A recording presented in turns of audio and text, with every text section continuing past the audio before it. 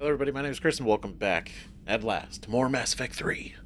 Now, I talked about it on the last video on the channel, the holiday video, and basically, aside from the move that's been going on for the last month, and, the internet, thanks AT&T, taking way too long to get, on top of the fact that severe technical issues, for no reason, or there's a reason, but I don't know why that happened. And so, anyway, it's been a struggle. But we're back and we're here, and I think it's gonna be okay. I think it's gonna be okay, right? There's gonna be peace, finally. Oh my god, it's been a time. It's been a time. But, last episode, on Mass Effect 3, we did a lot. It was a big episode. Big things, big strides were made, right? Not just for us, but for the galaxy. So, first things first, we did Tuchanka bomb, right? Which was it was a covert mission, secret mission, run by the son of Primarch Victus, right? And he was running a mission, made a bad call, we had to go save him, and upon saving him, he informed us of why they were actually here on Tuchanka and what was actually going on, because the Primarch didn't say anything, right? But Tarquin at least kind of eventually let down his defense over the whole thing, and was like, okay, there's a bomb that Cerberus is trying to blow up onto Tuchanka, which is a bad thing, which is we don't want that. It's already a very delicate situation between the Turian and the Krogan, and we don't need, aside from the casualties, we don't need anything to screw this whole thing up, right? So we go and we're like, cool, we'll help you stop this whole thing, only for us to learn that the bomb never belonged to Cerberus. It was actually a Turian bomb placed in Tuchanka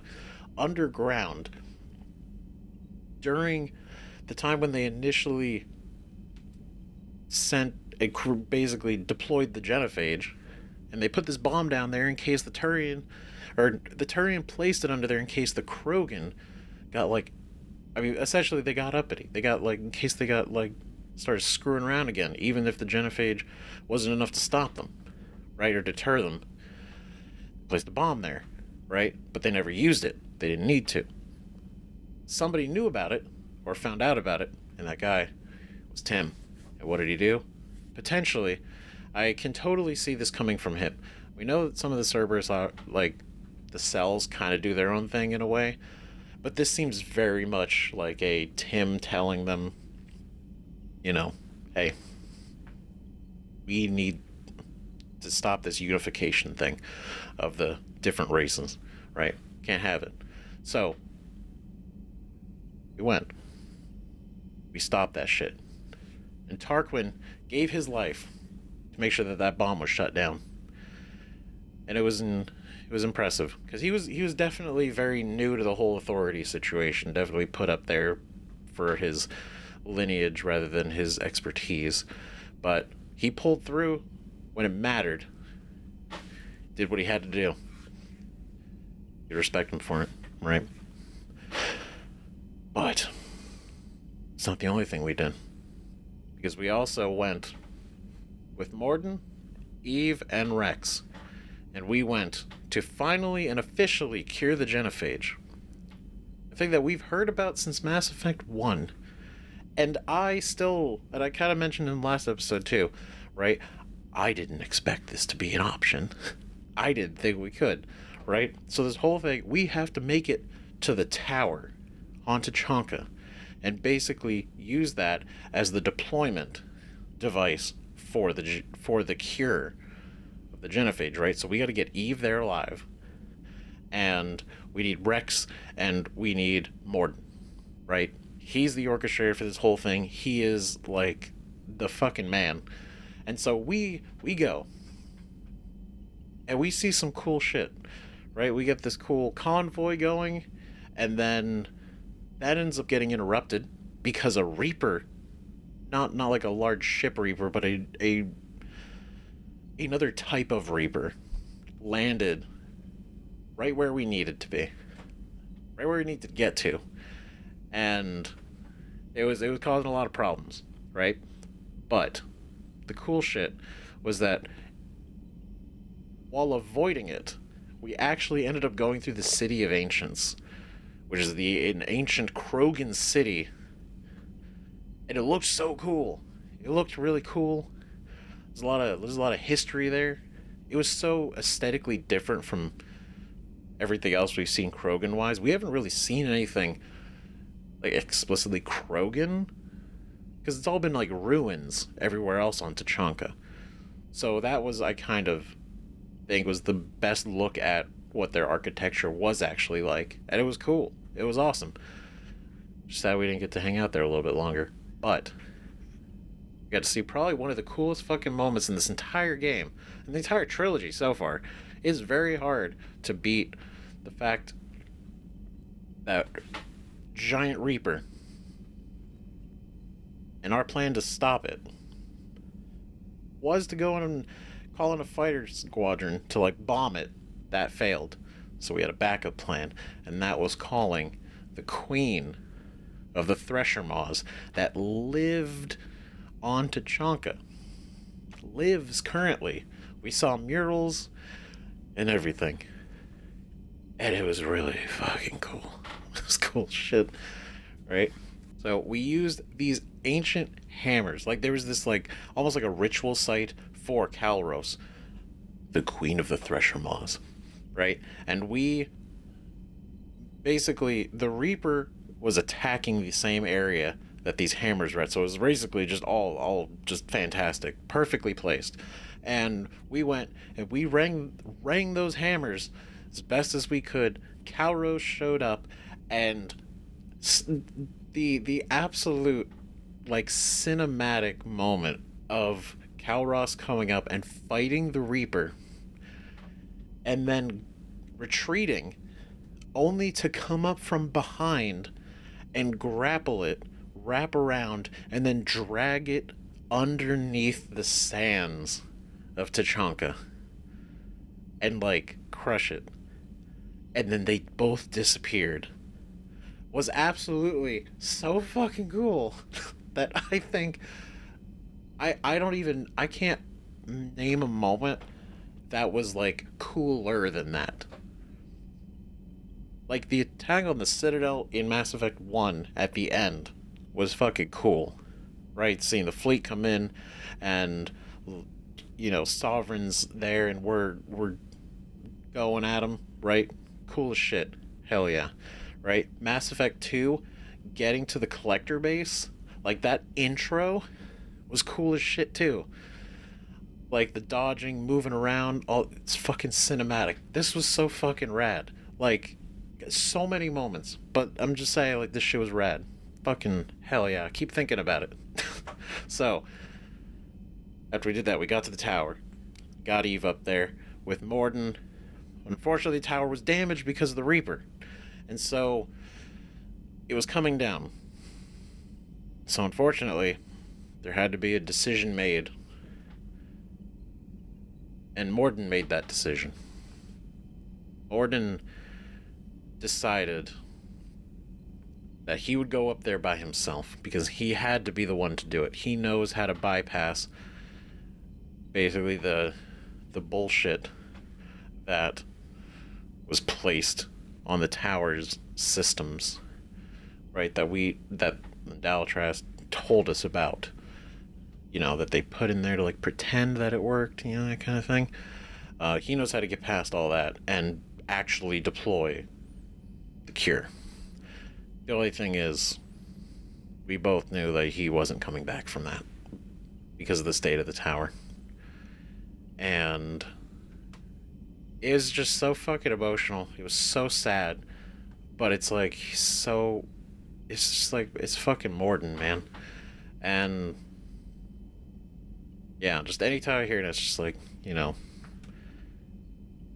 it had to be me.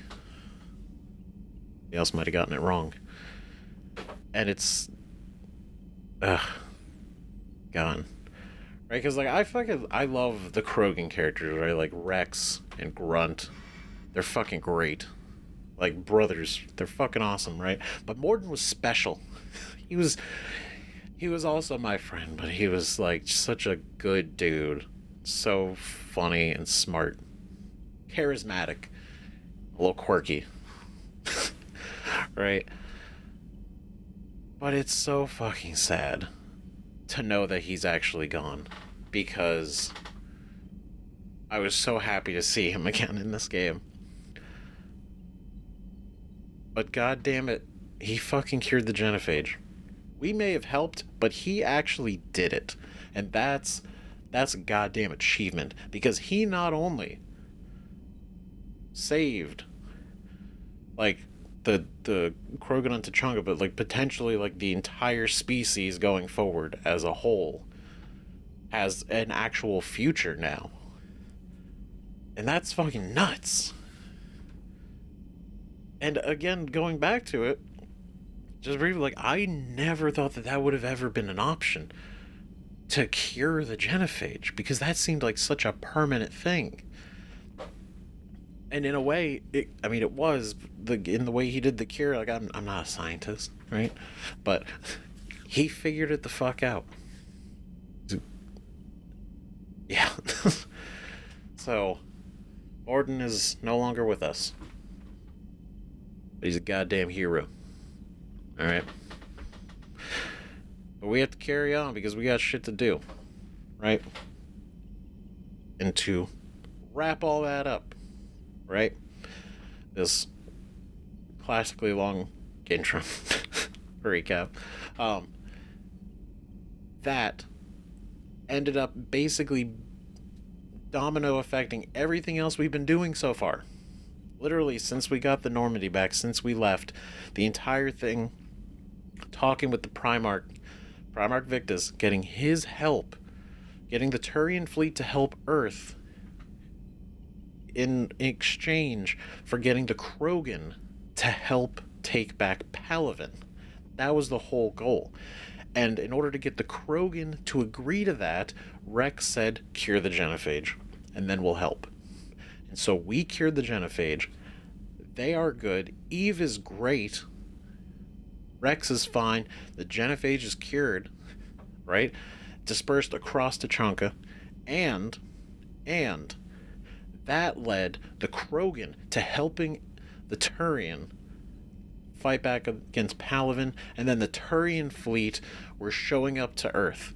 And it was like, fuck yeah, it's all coming together. It's all coming together exactly the way we wanted it to.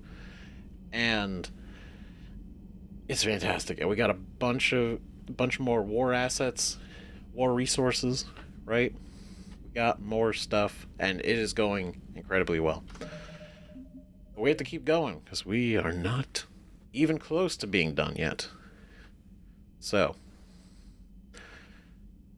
something big political problem that happened right here that we learned. We had a whole conversation with Admiral Hackett. We learned a lot about kind of everything, the state of what's going on, by talking with him, right? But one of the big things was that Dalatrass called us back. Dalatrass has let us know. She was like, hey, Udina, sketchy. You're not going to like what he's doing. And he's moving money around. And my first reaction is, he's obviously doing it for a reason. It's weird. Like, I don't think he's an asshole, right? He's a politician, but I don't think he's shady. In the way that I don't think he would deliberately do something so dumb. Like, try to funnel money. Like, wrongly? Or, like, secretly. Right? Like, I don't know that. I mean, he might, but we don't know. My gut says I don't think that's actually what's happening. Or he could be moving money, but it could be for a reason that is legitimate. And I'm gonna be real, Dalatrass, she seems definitely keen on, like, trying to not start shit, but she was trying to get us to fake the curing of the genophage. That was her thing. And so when we told her off for that, she's coming back and being like, hey, your counselor, can't really trust him either. It just comes off like she's trying really hard, right?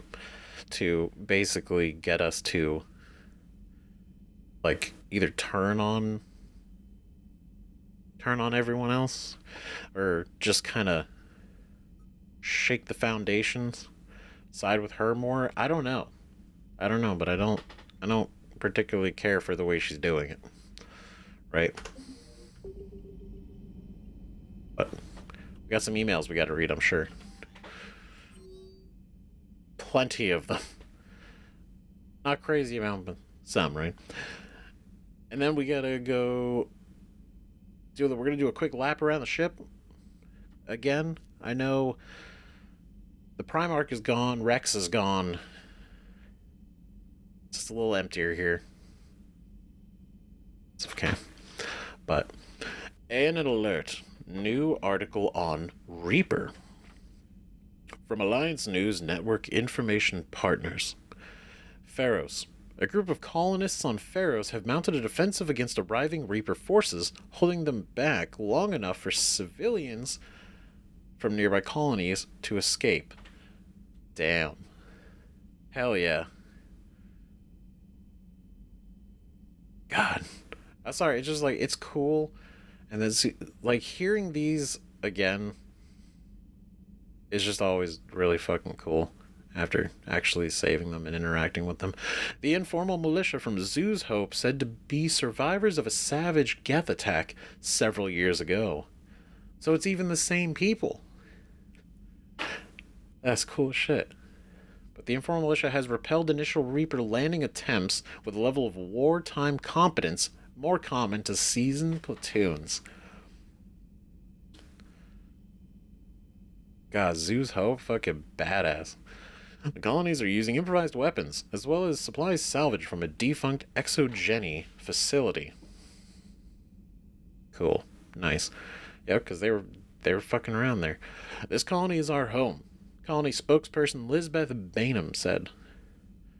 We've survived worse, and we know how to fight together.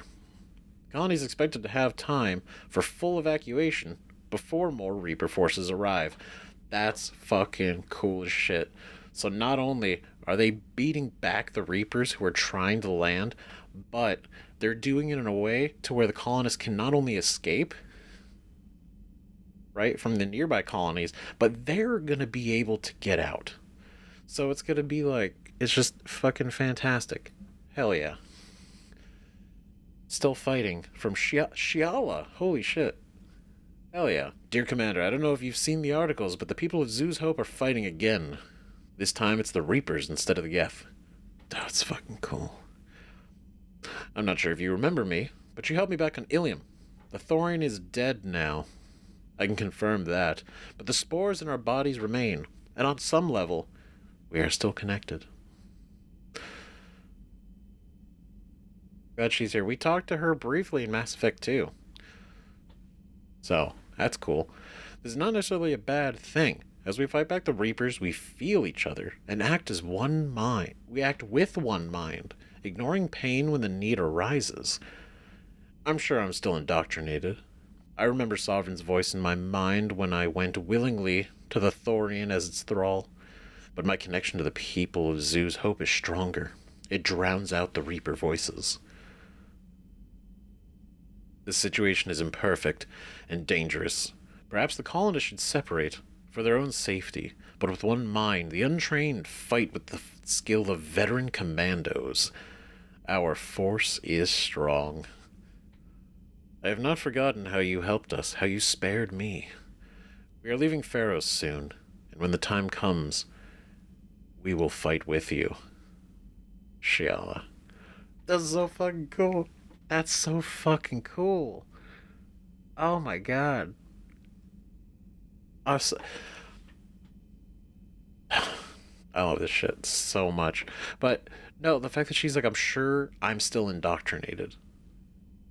Like, she's not dumb. Like, that's the thing. She's like, I still feel the effect. But the fact that the residual, like, the residual effect from the Thorian is actually almost like a benefit. It's cool. That's so neat. That's so neat. And the fact that they're like connected, almost like in a way, not exactly like the Geth, but kind of, right? Like the one mind concept, but not like quite literally, not literally comparing them to them, but like them. Yeah, I mean, similar. It's a contrast there. General Corinthus, Commander Shepard. When you first arrived on Manet, I had a hard time seeing how you flying off with one of our best generals would benefit our fight against the Reapers. However, as I now watch Terran and Krogan fighters working together, take down a Reaper destroyer, I must admit, I am impressed. You've brokered an alliance that many thought impossible. Palaven might be saved after all. With great respect, General Corinthus, Manet Command. That's cool. I appreciate that. That's fucking rad. Cause yeah, we literally showed up and went immediately to him. It was like, "Hey, where's your general? We're taking him away from this, saving your planet." And the fact that basically culminated with returning with Krogan warriors, that's kind of badass, right? Making babies from not Wrex. God damn it, of course. Jesus. Okay. Shepard. Making babies again will be fun. As soon as this war is over, let's just say I'll do my part to build our numbers back up. You really came through for us. I'm proud to call you my friend. Aw. Oh man. Eve is in the Kelphic Valley, enlisting support from the other clans and spreading the word. She's gonna be a great leader. Most of the males won't like me sharing power with her, but too bad. I run the show. We're off to save the Turians now, since apparently they forgot how to hold a gun. I love this guy. Oh my god. Is there more? It's kind of cut out, but I assume that's probably where it ends. But no, that's great. That's funny. He's like, look, let's just say I'm gonna do my part, right? I'll do what I have to do for my people, right? I'm gonna do it for them. So proud to call you my friend. God, just like, that's so cool. And then Eve is fucking great, and it's amazing. What a fallout. Your regrettable decision from Dalatrass Linron. Oh, good. I'm glad she's made a point to email me about it. Commander, I am deeply disappointed by your actions on Tuchanka. As I thought I made clear, curing the genophage will have long-term consequences. Once the Reaper threat has passed, our combined forces will be so depleted that no race in the galaxy will be capable of stopping a resurgent Krogan. Moreover, the Krogan will undoubtedly seek revenge for the genophage, and the Solarian Union will be among their first targets. When that day comes, Commander, the blood of my people will be on your hands. I am ashamed to also learn that our own scientist sacrificed his life carrying out your orders. This is a dark day, not only for my people, but for all of galactic civilization. Dalatrass Linron, Solarian Union. Yep, that's about what I expected her to say. Jesus. See, I like how it's, I mean, again, you could be like, that's a fair thing to like kind of mentally prepare for, right? Is like, okay, well, what happens if everything good, like the Reapers are gone, right? Then what? the Krogan are obviously going to be pissed and they're going to come after us. And we can't stop them. And it's like, yeah, probably not. So the idea was to basically just keep them, like, literally and, like, figuratively neutered, right? To essentially just avoid that even being a possibility. Right? And then say the blood of my people will be on your hands. It's like, calm down. You're the one that made the genophage, so really, if anything, you guys were part of this. Right? You guys were part of this whole thing. The Turian were too. Everyone did this. In a way. Everyone had a hand in this pot. Right? Also, sacrifice his life carrying out your orders? I didn't order him to do shit. We were going to cure the genophage. He even took it upon to be like, no, this is actually the right thing to do. He's like, yeah. And then he's the one that picked the tower. That's not the point. This fucking bitch, she don't know anything. Fucking, oh no. She's mad at us. Oops. This is a dark day, not only for my people, but for all of galactic civilization. Calm down. Dramatic. Absolutely dramatic.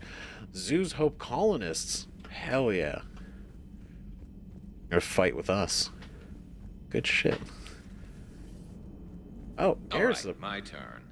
What's the first order an Alliance commander gives at the start of combat? I give up. Correct. All right, big guy. What do you call it when a Turian gets killed by a horrible spiky monster? Friendly fire. Come on, that one goes back to Shang-Chi. How you gotta respect the classics? How many humans does it take to activate a dormant mass relay? 602. 600 to vote on it, 1 to ask the Asari for technical help, and 1 to request a seat on the council afterward. How do you know when a Turian's out of ammo? He switches to the stick up his ass as a backup weapon. Oh my Why God. does the Alliance hire pilots with brittle bone disease? You're shitting me. The Turian military has one about me? Oh, absolutely. I heard it myself from a private back on Palaven. All right, why does the Alliance hire pilots with brittle bone disease? So their Marines can beat someone in hand-to-hand drills. Damn, you need to tell James that one. Fuck. Hey, what's the hardest part about treating a Turian who took a rocket to one side of his face? Figuring out which side took the rocket. God damn it. Holy shit. That's fucking great. That's amazing. I love that. I said it before, but like Mass Effect, I love that they actually interact with each other now more, because they would really only ever talk with us, and then kind of mention that they talk to each other, but like actually seeing and hearing them interact, I love that. Never thought I'd see the Krogan and the Turians team up. Even the Reapers have to be a little nervous about pissing them off. I'd say more than a little. I bet. I'm sorry about Morden. Yeah, I'm not gonna. Yeah, it's gonna be with me for ever. He was a good man. Yeah, he was always running those tests. And one time he tagged me in the middle of the night to ask how many livers humans had. And this bump on my elbow? He said it was just a mild bone deformation, but I'm pretty sure he stuck a probe in there. Glad it was just your elbow. I always thought he was crazy. Useful, but crazy. Then he gives up his own life. To save the Krogan. Doesn't do much to disprove the crazy theory, huh? I guess not. But he was one of ours. So now that we got the Krogan and the Turians, what now? The Krogan help us turn the tide on Palaven. They can shoot at something useful for a change. Dig till we hit daylight, huh? Works for me. So how does it feel knowing Krogan will be singing songs about you until the end of time? I think it would be an honor. I would honestly hope it'd be more about, you know, Orden than me, but, you know, hey, feels good. Did it for the war effort. There's enough misery in this universe. It's nice to see something go right for a change. Can't say I've ever really witnessed history in the making like this. Well, except for Sovereign attacking the Citadel, and then there was the Collector base, but this one felt good. And let's hope Wrex keeps running the show on Tuchanka. Maybe we should hire a food taster for him. Imagine the carnage if someone like that brother of his, Reeve, took over. It could happen. I know, it's a chance we have to take, but I have to say, if it wasn't my own world that needed the help, I might have taken that Solarian deal. I get it, right? But, like, it was never going to be an option for us. And I know what he's, like, what he means, right? It's just like, if it wasn't for Palavin, his homeworld being under, you know, the deal to kind of just leave the genophage the way it is and everything, right? And we probably would have gotten we would have gotten the Dalatrass' support, and so that probably would have helped our war effort a little bit too, but maybe not as much, right? But never crossed my mind. I was tempted. It never crossed my mind. I could never bring myself to do that, no matter what I was offered. I admire your restraint, Shepard. It's nice when we can save the galaxy without destroying another race along the way. Yeah. Let's hope our luck holds. Yeah, I'm sure it'll be fine. It'll be good. Commander, I wonder where all the Krogan will live now. I've never seen what you'd call a house on Tuchanka. I mean, yeah. I wonder where all the Krogan will live now. I've never seen what you'd call a house on Tuchanka. Yeah, because no, I mean, like, he's not actually wrong, though, right? Like, hiring Wrex a food taster, maybe not so literally, but, like, kind of maybe, too? Because, like, Wrex is a great leader. He's, like, the leader that they needed. And it's, like, yeah, like, his brother, because we met his brother briefly. He was definitely more of that, like, classic Krogan mindset. Traditional Krogan mindset. And him being in charge, I don't know how that would go, maybe even in the long term. Would he have really been a big fan of assisting the Turian? And even if he did that, what's to stop, you know, the conquering mindset, right, that he definitely seemed to have? Everyone's doing okay, right? But that's not an option right now, so that's good. That's good. We don't have to worry about that. So, yeah. Do I... No, we're gonna keep... I thought about changing clothes, but I feel this is okay right now. This is good.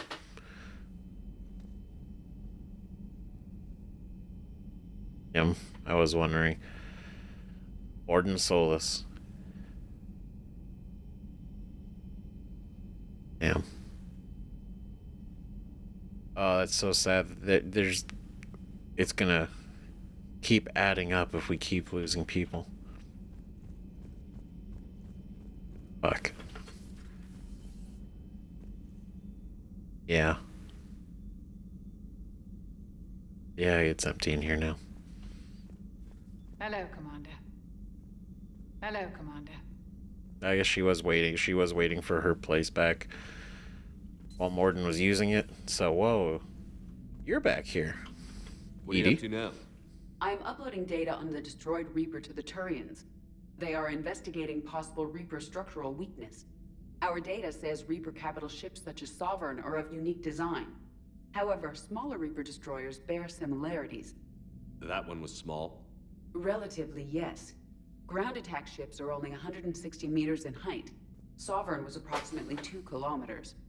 Well, keep talking to the Tyrians. If there's a chink in the Reaper's armor, we all need to know it. God, that's such a good idea. Hello, Shepard. Hell yeah. Oh, sweet. The fact that everything We're all like talking and working together. Good shit. He's not gonna be in here though, because he's a Joker, but is there anything in here?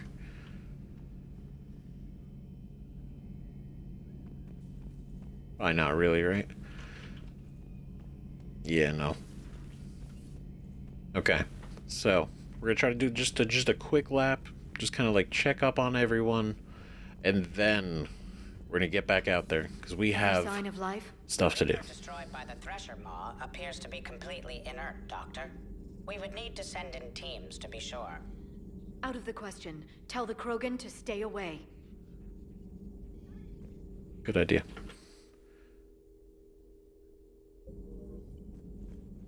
That's cool.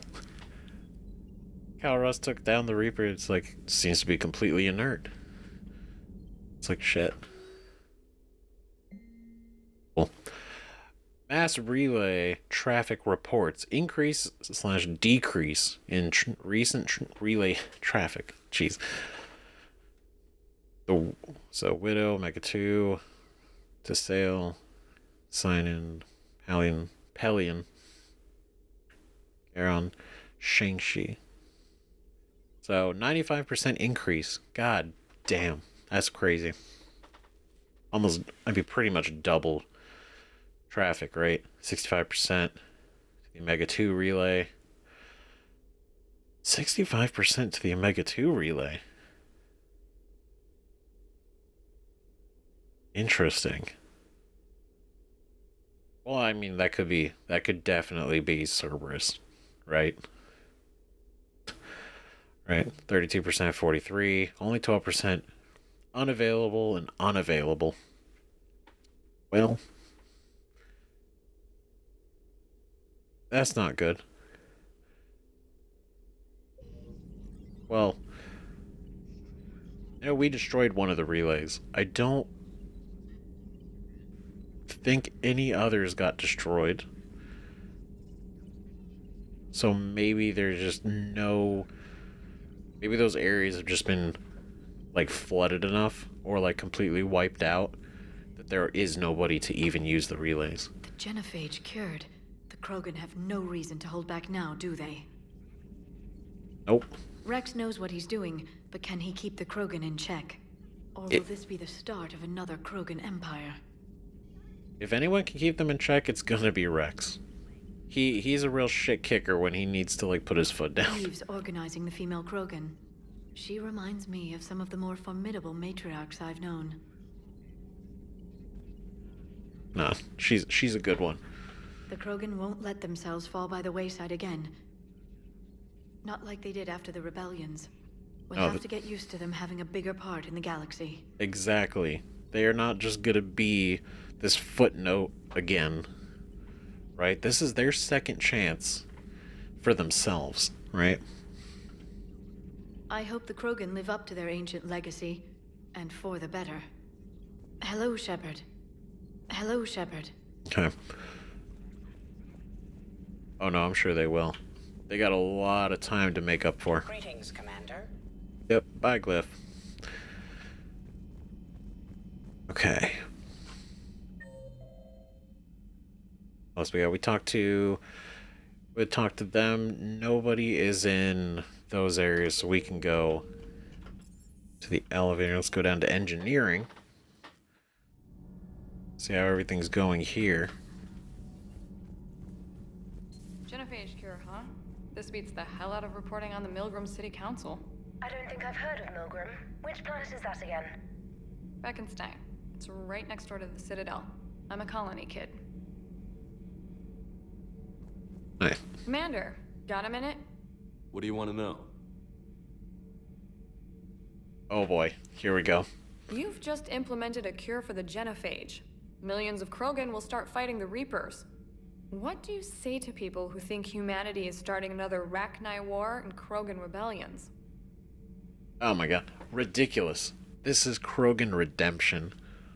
God, that's such a good line. They need us too. This is Krogan redemption, not rebellion. It's easy to remember the worst of Krogan history, but you also need to remember the best. Meaning? The Krogan were heroes once. and they want to be heroes again. We're giving them that chance. Are you aware that Clan Urdnot is already petitioning the Council for an embassy and rights to a colony world? Great. As they should. They're going to have such a footnote. Not a footnote, but they're going to have such a big presence that I feel like that's the right thing to do. The Krogan are coming to the aid of a Council homeworld. That's more than a lot of species can say. I helped them get the genophage cure. Anything more is between the Council and the Krogan.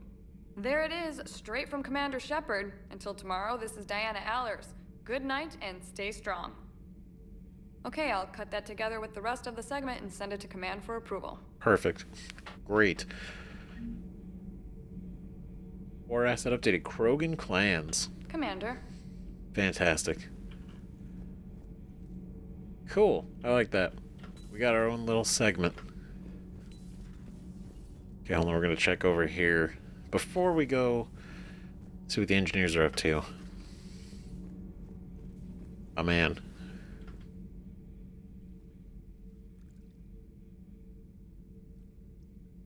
Commander? You settling in, Javik? I believe some of the crew wishes to be my friend. That is not my purpose here. Also, I find I need to wash my hands. The residue of the ship is strong. How so? I have been exploring. There are traces of those who lived on the Normandy before. I detected a human female. Her genetic structure was unnatural, as if artificially created. Sounds like Miranda. And a Drell. There was illness in him. Thane. And the Krogan we met, who lived in these quarters. He was undergoing a metamorphosis. His memories were confused, not organic to his mind. There was great confusion and turmoil. I still can't wrap my head around that. Reading information like you do. Literally. For my people, it was as natural as breathing. Like, it's so cool. Evolution's an amazing force. Our scientists believed it was the only force in the galaxy that mattered. They called it the cosmic imperative. The strong flourished, the weak perished. The governments of your cycle seem concerned with ensuring the survival of all. I mean, yeah, if you can. It's like we plan and fight for the survival of as many as we can. Like, you know, there are going to be losses. Was this imperative just your scientist's opinion? Or did they prove something we don't know? The universe had already proven it. They only had to look around. And saw what exactly? Extinction is the rule of law in the cosmos, the natural order of things. The weakest species are doomed. Damn. The weak hold us back. The weak need protection. It's interesting because I guess like you could see both ways of this, right? Like the concept of like you're only as strong as your weakest link, right? But then also the weak need protection. They do. So that they can flourish. They can, you know, you're not born strong. You could become strong. Right? It's the duty of the strong to protect the weak. Otherwise we'd have anarchy. But those who had nothing to offer would be eliminated. So conflict should be a way of life? Evolution demands it. The strong grow stronger by dominating the weak. It is for the greater good of all. Though I do not think your Asari approves of my beliefs. Liara? I think she just had a different idea about what Protheans were like. We are all a product of our time. Had I been born in this cycle, perhaps I would be the noble scholar she wishes me to be. Damn. I mean, that is jarring, right? And Liara's even said it. It's like, man, this is not what I thought Protheans were like. Like, there's like that kind of like almost fantastical image just based on like all of her basically just all of her research. It built like this image of like what the Protheans are, and then actually meeting Javik and like his beliefs and his mindset and how he acts and talks and how him and his people like they think and were, and the Prothean Empire was, it like completely throws off that entire image. You think you'd like that? It's a whole different line of work. I wouldn't know. Living a life of constant war, taking life in every battle. I see how it could be tough to see outside the box. It is the only box I have known.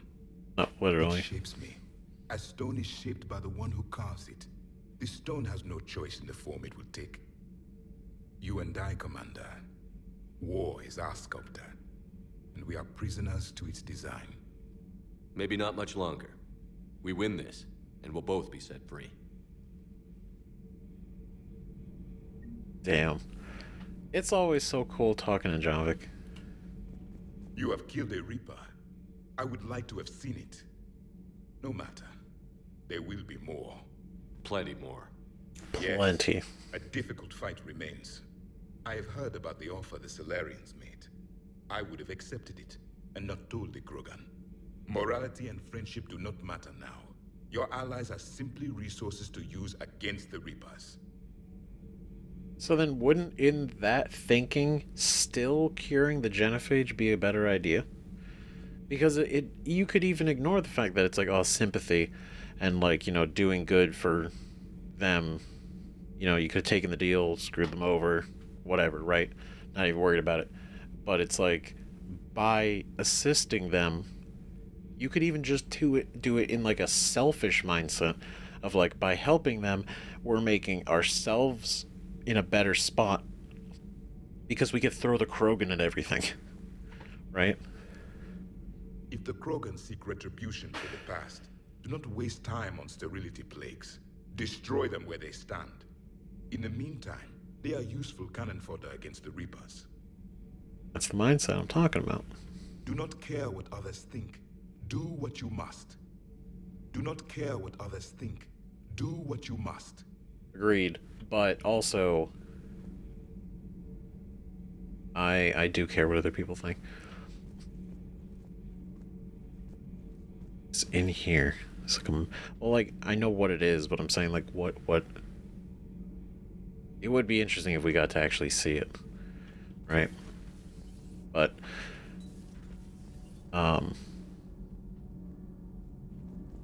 it's so interesting seeing his mindset versus, like, ours.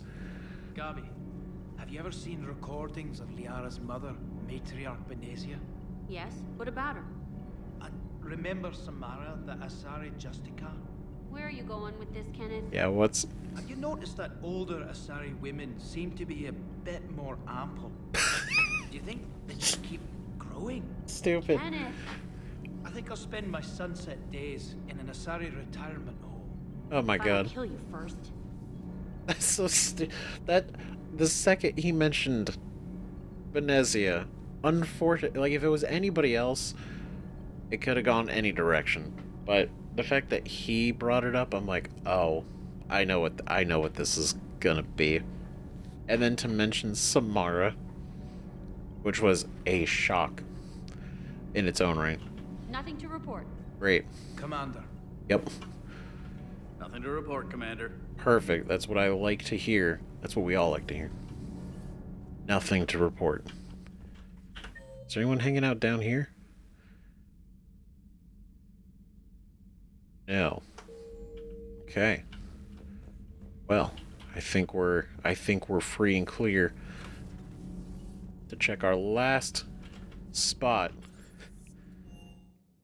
This will be everybody then.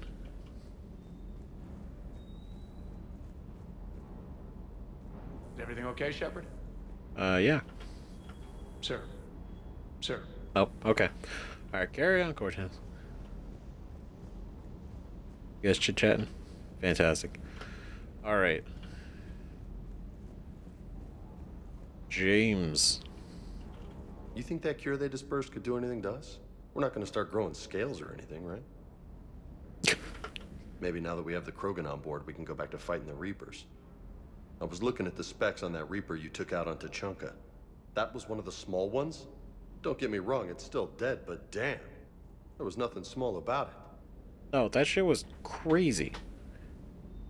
Like, we got stomped by it twice, but, like, imagine, like, that's one.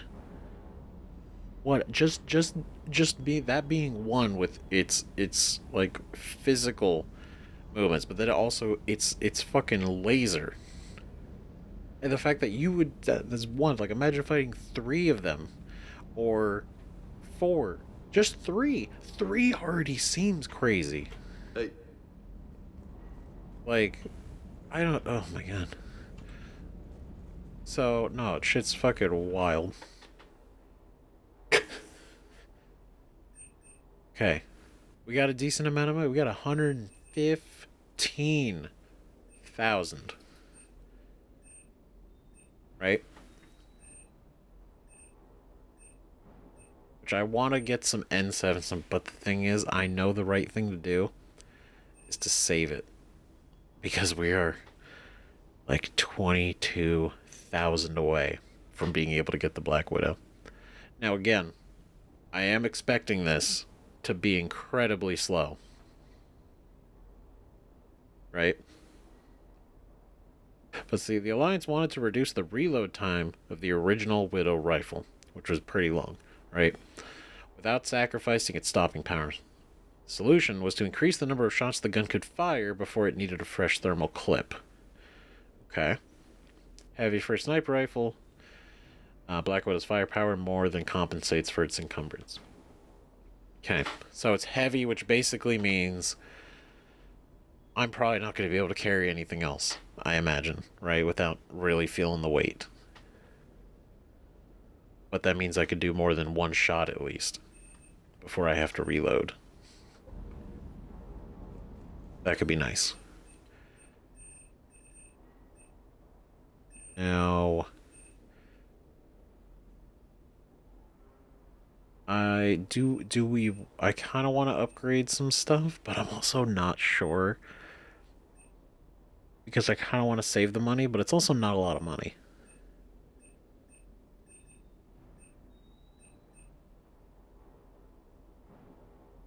Right, like I definitely pumped this one up, so I'm kind of thinking I could bump this again. Garrus is using it. Ooh, no, I just thought about it. This thing is a great pistol. Okay, I think we're good. Let's head back up to the CIC and plan our next move. Commander. Great. Right, because we talked to everybody, we did everything, and now we're here. Finally. I know. I'm sorry. The beginning of this definitely took a while, but we're back in the action. We're getting ready to go. And what we're going to do first is we're going to do these. Because I was thinking about this last time. Apian Crest and Iru in the Book of Planets. Right. Going and collecting these because I think these we just have to go scan some planets for and we can retrieve them. Right? And so I think getting these 2 first and then maybe Fighter Base. Right? Maybe doing another Fighter Base because it is cool to go back to Noveria. We're probably not going to see a whole lot of it, but I liked Noveria. So let's go. Let's do these first. Okay. A Turian officer needs the banner of the 1st Regiment to inspire his troops recover it from Castellus in the Apian Crest and deliver it to him at Purgatory. Okay. Castellus in the Apian Crest. Let's take a look.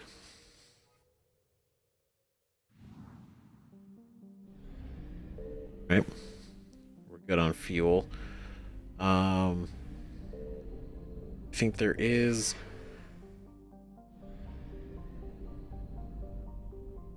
I do kind of want to scan the rest of Dranik, though.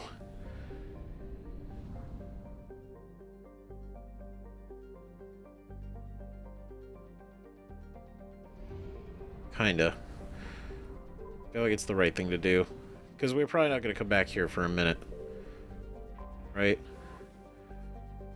Regular fuel depot, recovered fuel. Great. That was just hanging out there. Fantastic. God damn it. Alright, we'll head over to Nith. Okay. I found something. Ooh, there we go. Wow, that was a lot of Reaper alertness. Wreckage, 300 units of fuel. Good, because I certainly needed it. That is a massive star. Holy hell. Tula.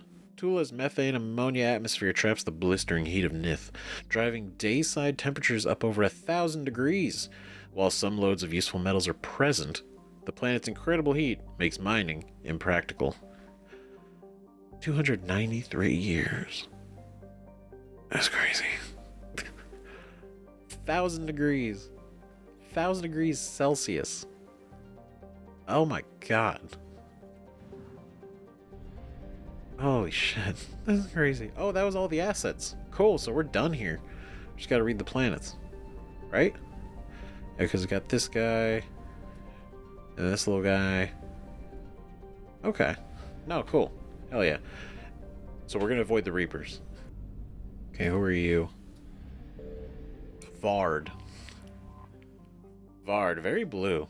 I like the blue. It's a good blue. Vard is a methane ammonia ice giant. Until the Krogan rebellions, it had a sizable helium-3 fuel refining infrastructure. Once the solar arrays orbiting Nith were destroyed, the constant flow of anti-proton tankers visiting the system disappeared. There was little point to maintaining the facility, so they were shut down and abandoned. Today, the ancient stations are squatted by transients, criminals, and outcasts. Although few are safe for habitation, neither the Krogan nor the CDEM patrols care if they take their chances. Population 2,072 across the stations. It's fascinating. Honestly, I feel like literally it's like go for it. Like nobody's gonna do it. They're not gonna go out of their way and risk it to go kick you out of there. Yeah. Whatever. You're on your own.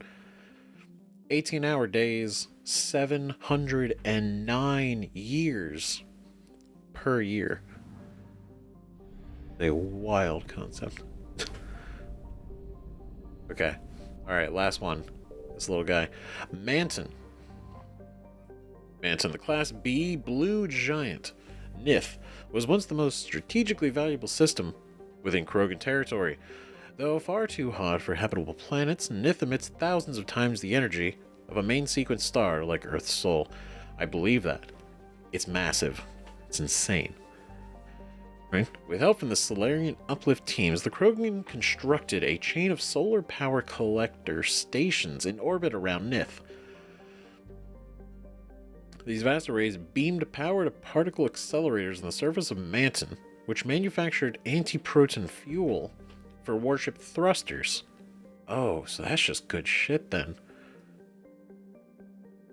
Yeah, because I mean, like, the heat and the sun... Yeah, the sun here just putting out that heat. It just absorbing it all. Perfect. Like, it's honestly perfect. In the Krogan rebellions, the Spectre agents managed to get a virus into the computers of the Soul Power arrays. Every fifth array suddenly applied braking thrusters. Oh. The arrays behind them piled up, and all were reduced to wreckage. This has since dispersed into a relatively stable ring system. The Krogan never had the resources to rebuild the solar arrays, depriving them of their fleet's main fuel supply for the remainder of the war. Particle accelerators still exist on Manton, but have not been used in thousands of years. Damn. That was it. That was the end of the Krogan fleet, pretty much.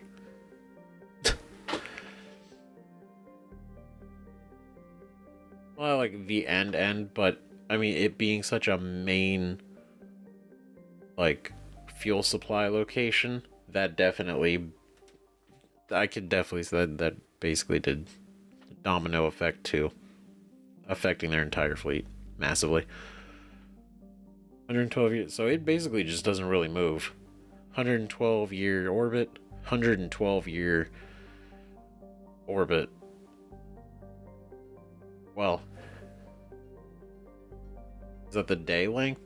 There's no day length. Days stay. They don't move. Okay. Okay, so we did it. Krogan DMZ. 100% assets recovered. Perfect. That's what we like to see. Alright. Now it's refuel. Grammar stuff. Top up. Real nice. Just a little scan on our way out, right? Alright, so Citadel, we will be back there soon. Right in the... Oh, this is where the fighter base is. Okay. Okay, so we need... the Apian Crest. Oh, there's already Reapers here. Okay, so we gotta be careful. Reaper presence. That's fine, we've been dealing with them so far, so... just about being smart. Right? Oh, Castellus, that's where we need to be. So then, well, I'm gonna look at all these on our way back. Right, we're just gonna make a beeline for Castellus right now. And then we'll hit up the other ones. We'll clear the place out on our exit. Okay, let's look at all these planets. Phaeax? Phaeax is a large terrestrial planet with a frozen surface and a thin nitrogen-based atmosphere.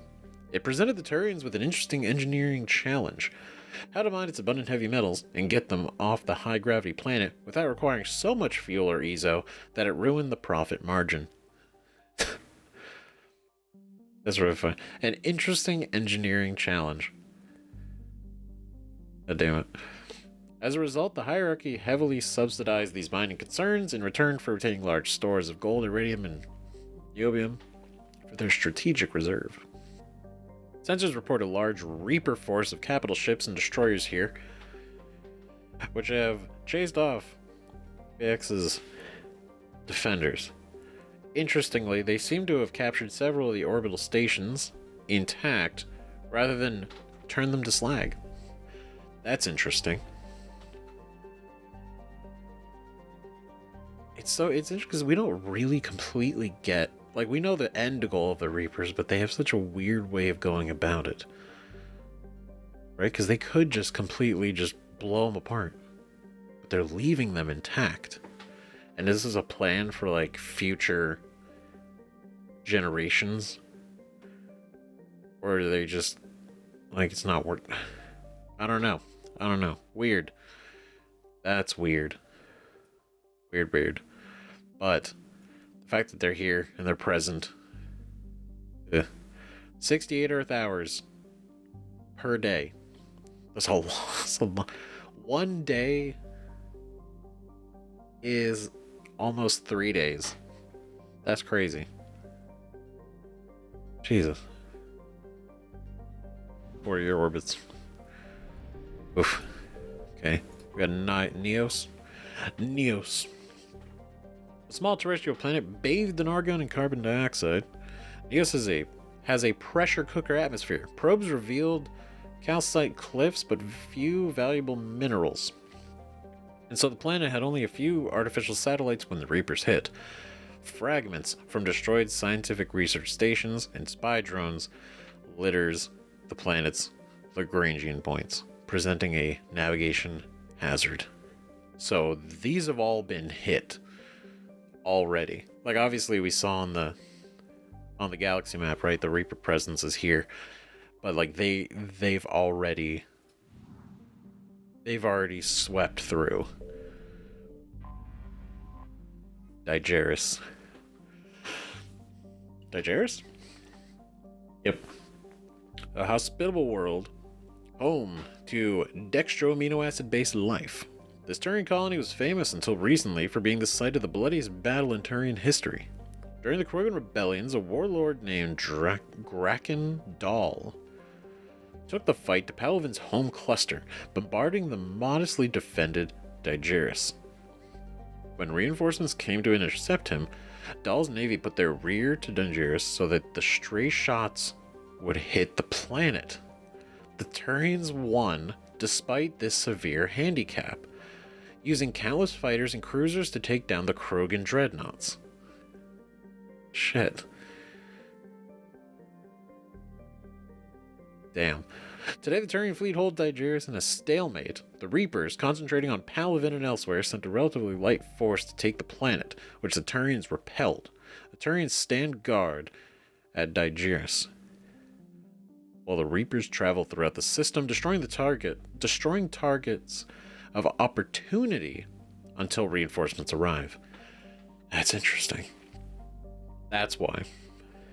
Well, maybe that's not why regarding the other planet, but so they were able to push back the Reaper forces, and so the Reapers are now just kind of roaming the rest of the system, attacking other places strategically until there's more Reapers to where they can actually push hard here. Population estimate is pre-invasion 1.9 billion. That's a good number. That's a lot of Turians. 381 BCE founded. Let's see, 1.6 Earth years, 37-hour days, 21 degrees Celsius. Real nice. A fine planet. Carborix. Carborix, a tiny rock planet with a thin, reducing atmosphere. Carborix was remotely mined for millennia. First for rare platinum group metals and radioactives, then catalysts and semiconductors, and eventually structural materials like titanium, iron, and nickel. Recovery operations were grinding to a halt just before the Reapers hit the planet. The attack turned orbital stations and the Turians' early warning satellites into molten metal.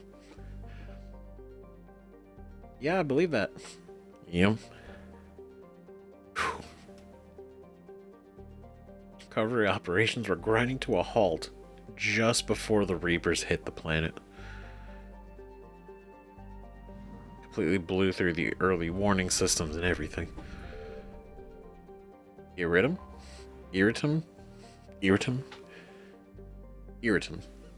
Is a moderate-sized hydrogen-helium gas giant with clearly visible rings. Reaper capital ships have pounded the system's moons, methodically destroying the colonies here and dismantling the infrastructure. The star chart, extolling the natural beauty of the ring system, seems inappropriate now. Yeah, because it kind of made it a little more grandiose with the destruction, I'm sure. Like visually. Okay, no, we're good. We're good. Signal confirmed. Oh. Oh man. Okay, they're coming. They're coming. All right. Yeah, this is definitely a little slow. All right, probe away. What do we get? Did we get it? Was that it? Banner of the 1st Regiment. Hell yeah. All right, cool. We can leave. Oh, wait, investigate. I want this. Okay, no, go. Invasion successful. I risked it for the fuel, but my god, did it work. Oh, shit. I guess we should check the other ones, right? Yeah. Yes. Right? God damn. It's massive. There's only one planet here? It's one little tiny guy? Feros is an asteroid towed near the Class B blue giant Gemma to serve as a terrestrial military base in a system devoid of planets. A vast array of solar collectors absorb energy from the star and beam it to the receptors near the tidally locked asteroid's terminator zone. Beneath the surface, dozens of particle accelerators generate antiprotons for starship fuel. You know, that's actually smart, because there's no other planets there, so you build a base on here, and you're just basically, no one's watching you, you're kind of out here hiding out, and you got a massive star to just, like, yeah, basically just do nothing but produce the antiprotons. The Reapers sent a substantial force to Gimmy's system, but found the Turians were capable and prepared to defend their armada's fuel source. Warning messages say the Reapers were still present in the system, awaiting reinforcements. At present, the Turians can still refuel, but only because they committed forces here that could otherwise have defended Palaven. That's fucking smart, though. I know. R.I.P. Palaven. At the time, prior to us getting the Krogan over there, Palaven has been suffering more because they have these other strategic defenses going on for the better, right? It's definitely a good idea. This is a huge fuel station. I found something. Holy hell. They're still right here. Oh yeah, they're fuel. That makes sense. Nice. Alright. I mean, we're full on fuel, but hey, that's a lot of fuel. That's a lot of fuel. Shit. Okay, what can we scan here? Interesting. Dispatch 10 probes. Fantastic. What do we find? Turian 79th Flotilla. What does that mean? So we'll have to check it out, right? But hey, cool. You know what? That's why it's always good to check. That's why it's always good to check, and should check all these, right? Because it's the right thing to do, right? That way we can just 100% it and move on, carry forward. Datrix is a small rock and ice planet with an extremely thin nitrogen-based atmosphere. Exploited for its metal deposits, the planet's iridium was marked as part of Palaven's strategic reserve during the Krogan rebellions. Its facilities have been maintained to this day. Going strong. Well, was. Scans indicate the Reapers did not destroy the surface facilities. It is possible they either did not see them as a threat or plan on using them for their own purposes. A few Reaper destroyers serve as a skeleton crew here, backed by a capital ship in case the Turians attempt to retake the planet. Interesting. So they're just kind of squatting there.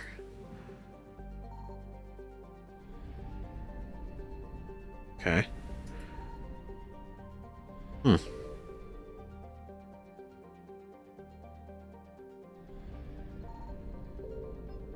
There's not really anything else.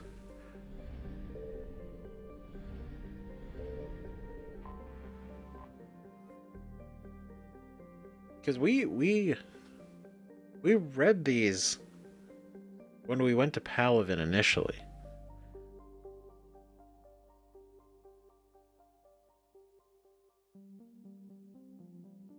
Right? We just didn't go to the other places. Like nearby Aventon, Calyx was named for an ancient philosopher and author, but where Aventon wrote for the military leaders of tomorrow, Calyx focused on those who feed, clothe, heal, and arm the soldier. Her enormous tome, Service, features a lengthy chapter of laws that formed the basis for the Turian concept of citizenship tiers. Calyx is lower in temperature than Aventon, and its minerals were thus exploited first. Turian defenses on Calyx are not completely destroyed, which is unusual. It may be the remnants of the scattered Turian fleet regrouped using the planet for cover and eliminated the satellite-hunting Reaper destroyers before their mission was complete. More likely, the destroyers found a way to compromise the defenses through wireless hacking, and the unmanned drones present now obey them. I don't think we read these. I think we just went straight to Palaven. That's new. I don't remember reading these ones. Interesting. Aventon is named for a tactician philosopher whose treatise on leadership is known by every Turian youth who pays attention in class. It is a small hot rock planet surrounded by a haze of methane and helium.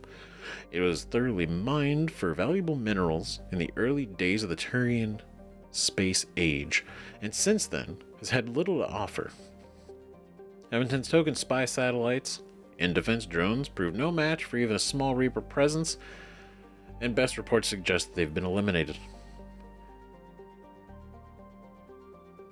0.2 Earth years. Interesting.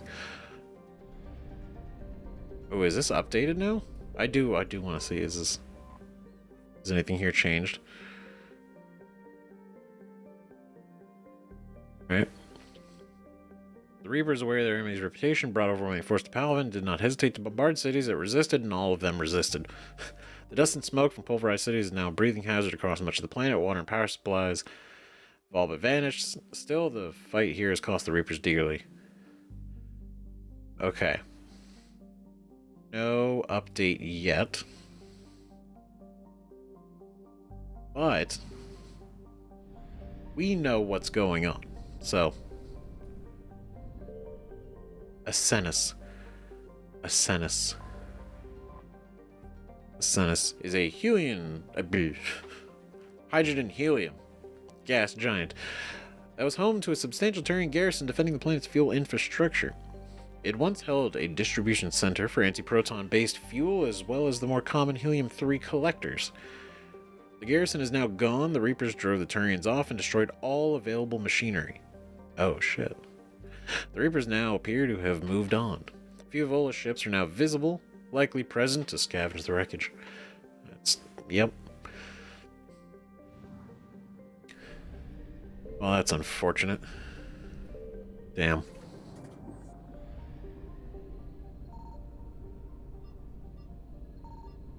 I don't think there's anything... I don't think there's anything here to scan. Yeah. Well, that's alright, because I think that means we're done. Right? Because if I go out here... Yep, 100%. Sweet. Alright, now we can move on to the next thing. Our next objective, which is... So we got the banner. We're going to be able to turn that in. That's good. This is what we need now. Irun, Book of Plenix. Volus on the Citadel needs the Book of Plenix to inspire his people. Recover it from Irun and return it to him in the Presidium Commons. Okay, so we got to find Irun. It could be a planet or a system. It could be a planet within a system. Okay, so Irun is a planet. Not obviously, like, Irun is the planet that it's on, right? And just had to figure out where where that planet is. I don't think it's anywhere we've been already, right? It's not there. It's not going to be there. It's not going to be there. It could be. I don't.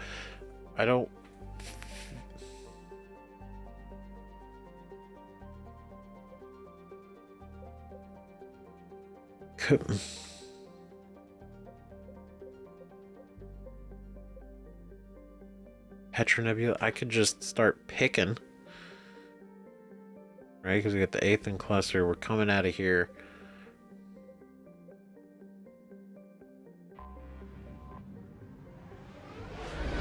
I don't know. It's all a... It could be... It could just be a chase.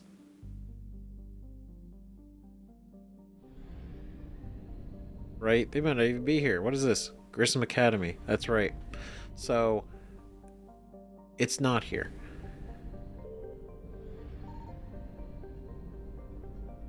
It's not here.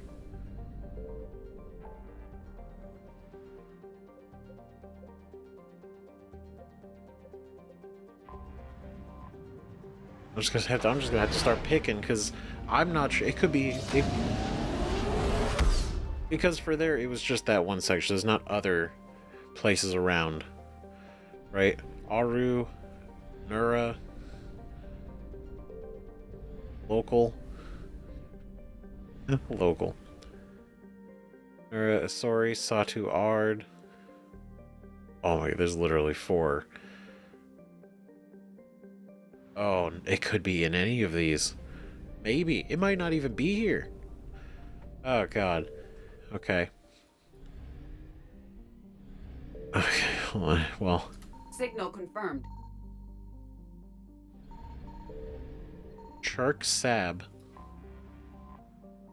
Okay, well, this isn't it, but it is interesting that there's something here. Named after a northern Irunian luck deity. Chark Sab is overshadowed by the economy of Losil,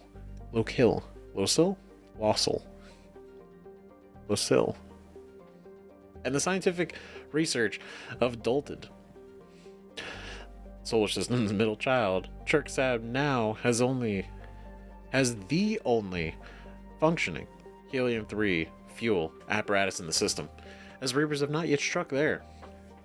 The space around it is jammed with Volus ships trying to flee the system. Shit.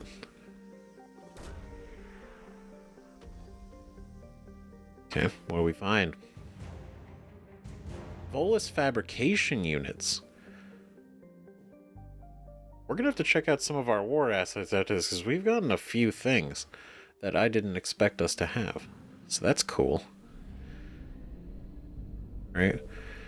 Okay, we got Jack, Sir, Eru. Holy shit, it's right here. Son of a bitch. I'm so happy. Because I was like, oh god, it's gonna be four sections of this one, and it might not even actually be here. I mean, it might be, but it might not be. I don't know. Right? Jack, Sir features heavily in ancient Volus mythology and folklore. Cool. Since its bright white surface made it easy to chart in the night sky without the aid of a telescope. It is quite white. Once the Vols developed advanced astronomical equipment, their scientists discovered that Jack Sir's luminosity was caused by a thick carbon monoxide cloud cover that had hidden the real face of the planet for millennia. So it was bright white because of cloud cover. Kind of interesting.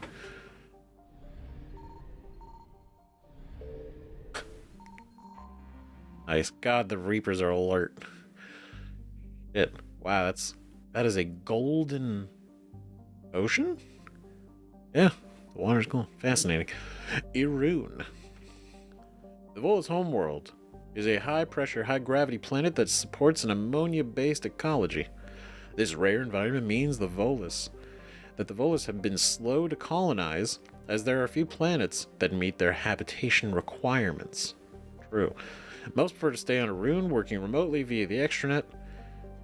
No, remote work, I get it. Right? The more adventurous don the clumsy but vital pressure suits and venture out to worlds in Citadel space to make their fortunes. See, that's the thing. Because they only need those suits outside of their habitable environments. So when they're all here, they're outside of those suits. So I don't know if I want to see a Volus outside of the suit for multiple reasons, right? One could just be I like the mystery. The other can be I don't know if I want that. I don't know if we want that, right? But the mystery is certainly there. Irun is remarkable for having done away with warfare as an institution of the state. Volus culture lacks the romantic view of war found in the galaxy's most aggressive species.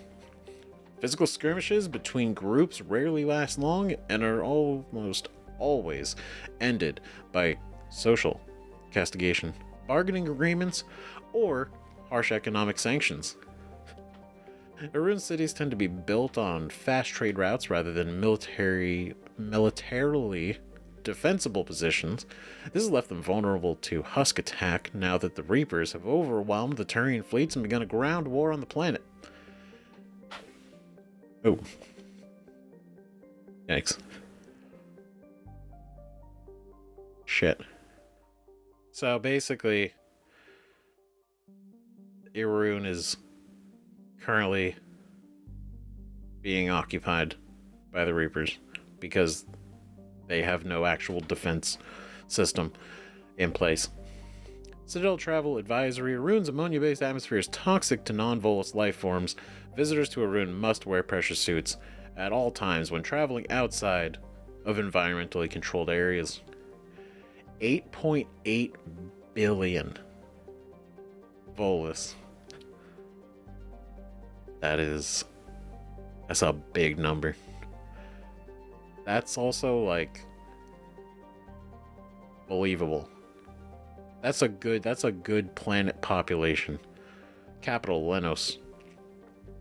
1.5 Earth year orbit, 36-hour days, pretty decent. Earth atmospheric pressure, 60 Earth atmospheres. Holy hell. That's fucking crazy. Oof. Alright, but we're gonna probe it. Book of Plenix. Hell yeah. And just like that. Thank you, Arun. That was fantastic. I think it got stuck. Wasn't letting me move. Alright. 66. Oh, so there's another scan here. Okay, we're gonna look at this one. I'm gonna scan and then we're gonna run. That's what we're gonna do. Alright. Local. Wackle. Lucille. The first of the Aru System's 3 gas giants, Wackle, is also the largest. Boasting over 96 moons, this planet's orbit bustled with hundreds of helium-3 extraction centers. Most of the work population lived on Lucille's orbital stations, I'm just not going to pronounce it right, which were so numerous they became an unofficial city chained together by taxi services and extendable umbilical cords. The Reaper attack here has devastated the infrastructure, raining fragments down onto the gas giant. Brutal. Jesus. It is something crazy, though, that, like, in Mass Effect, like, 1, and for the most part also 2, you're just, like, reading the planets and, like, kind of, like, in Mass Effect 1, it was very much like that, Star Trek-y feeling of, like, discovery, of, like, wow, look at this planet. This is what it's made of. This is what it does. This is why it's here. Wow. And, like, having that and then going into Mass Effect 2 where we're seeing more of the planets, right? Visiting some that we saw in 1 again, but seeing more and just kind of how they all fit into the universe. And now in 3, reading them and just hearing how basically most of them have been devastated in some way. And just kind of like the arc that's taken. It's interesting. Oh god. Reapers eluded. Stressing me out. Shit.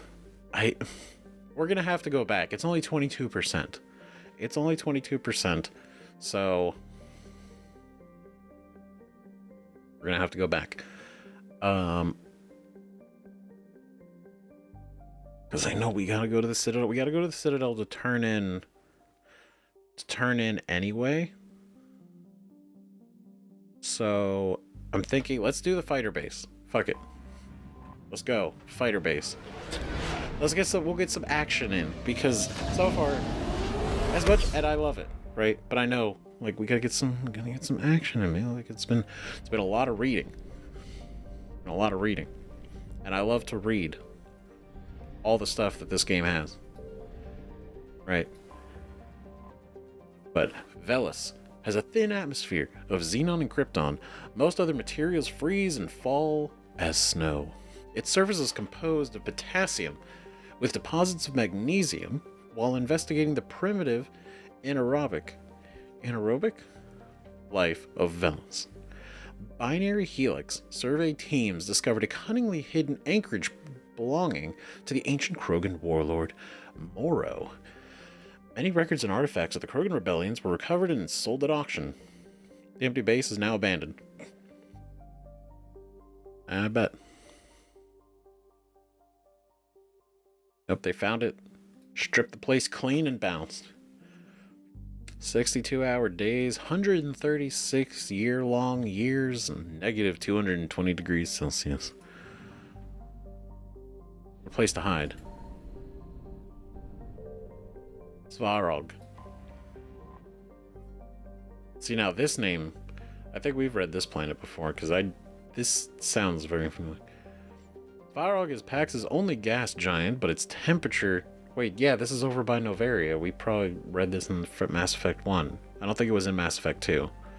But Svarog is Pax's only gas giant, but its temperature, powerful winds, and high orbital velocity make it a poor candidate for helium-3 mining. While Noveria enjoys plentiful deuterium from its fusion plants, it imports all of its helium-3 from out-system. Like most Pegasids, Svarog is thought to have formed outside the frost line of its parent star and migrated inward due to an unstable orbit. Its small size compared to the usual hydrogen-helium gas giants is likely due to hydrodynamic escape. That's what I was going to say. Yep. Since its orbit's closer than 0.015 AU, the planet's atmosphere is likely soon to be consumed. Scientific debate continues on how the other planets in the system survived Svarog's migration, as its gravity may have played havoc with them earlier in their formation. Incredible. Only 32,000 kilometers. Only. Marana. So tiny. Marana is an icy planetoid smaller than Earth's moon. As hella small. Many planetary geologists suspect it was once an Oort cloud, ice dwarf, that migrated inwards after an encounter with some other body. While the crust is frozen water, deeper layers are mostly silicates with pockets of magnesium and aluminum. Marana is tidally locked to Pax. The same side always faces the sun. Okay, so it has like a warm side. Frozen, but a warmer side at all times. And it's always the same side. Noveria. Man. Takes me back. What a time. Because I definitely, what is it, in Mass Effect 1, where you get to pick the choice, like, you know, once you get the ship and you're free, and you have to go make your first real selection of where to go. Noveria was where I went first. Literally, it basically was like frozen ice planet, super cool, literally and figuratively, right? Which is my favorite theme of planet, is frozen and ice and shit's just cool, right? But then they were also like sketchy businesses, kind of lawless in a way, loopholes, shit like that. And I was like, God, Noveria is so fucking cool. So I obviously went there first, right? And Benezia was here and everything. That was like the whole thing, right? But up until Benezia, I was having a great time on Noveria. It was so cool. So seeing it again is just like, man, what a time. What a time that was. Noveria is a small frozen terrestrial world, barely habitable by conventional definitions.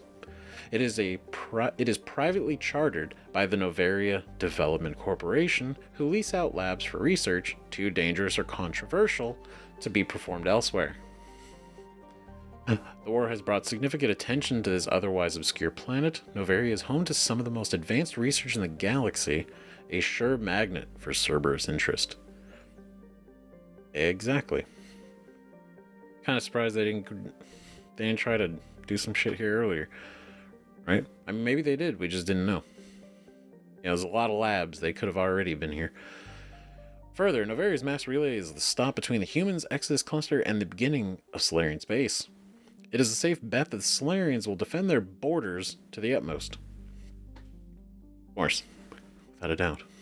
Colony founded 2163, population 400,000.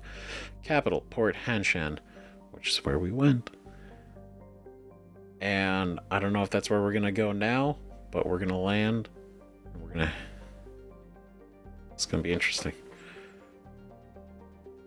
So I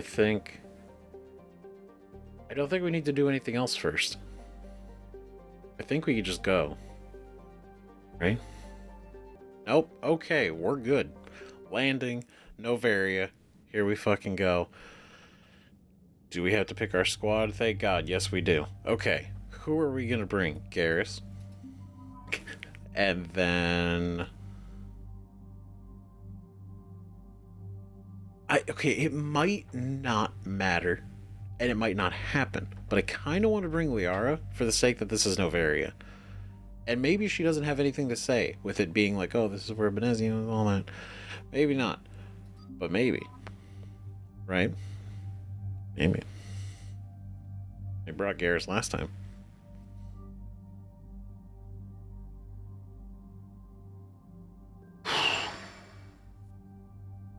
Okay. Gonna keep the Raptor. Keep this. We juiced it up a little bit. I don't think there's anything else at the moment. Honestly, I should probably juice up his assault rifle too, not just the sniper rifle. I should do both, but we'll get to that. Okay. All right. Sabotage sticky grenade. What's the next level of incinerate that we can get? Okay, recharge speed or additional damage. 40% extra damage over 8 seconds. Part of me kind of wants to do the recharge speed though. Like, I love the damage, but the recharge speed means we can drop it faster, right? We can use it more often. That's what I'm gonna do.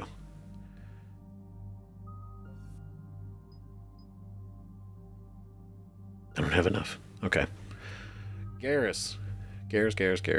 Proximity mine, armor piercing, overload, concussive shot. Kind of want to boost his concussive shot, right? Force damage, impact radius. Ooh, so if it's like close.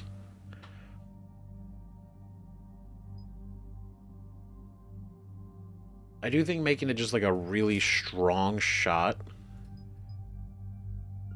feels good, right? Okay.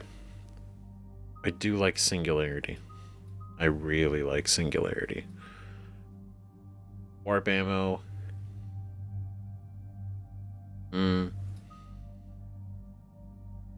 So warp or singularity, these are kind of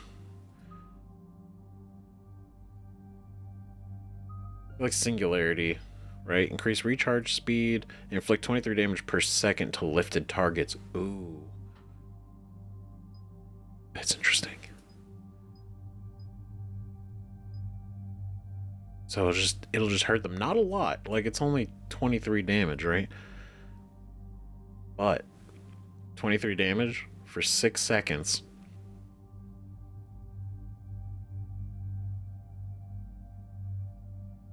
Right? What's that? 126? 126 damage for their entire time. But recharge. It's only 0.3 seconds. Or 0.2 seconds. It's a 0.2 second difference. I feel like at least having the extra damage in the would that be worth it? Would that really be worth it though? Because it's not a lot of damage. I'm sorry, I'm thinking about this a lot. It's probably not even that big of a deal. It's really not that big of a deal. We'll see how it goes. I could always regret it later. Okay. Okay, we're good. We're good. Let's go. Noveria. Commander, the enemy has a strategic advantage in this sector thanks to the fighter squadron facility you're about to attack. We want to seize it, but their air defenses are too strong for a frontal assault. Losses would be too cost prohibitive. How do you want me to handle this? Go in the back, bring down their defenses so we can send in the troops. Good luck, Commander. I have visual contact. There's a small platform above the main landing pad. Perfect. I can drop you there, but it's gotta be now. Let's do it. I just love the idea that the hack is just like, yeah, go ahead and go get in the back, disable it, good luck. And then just done.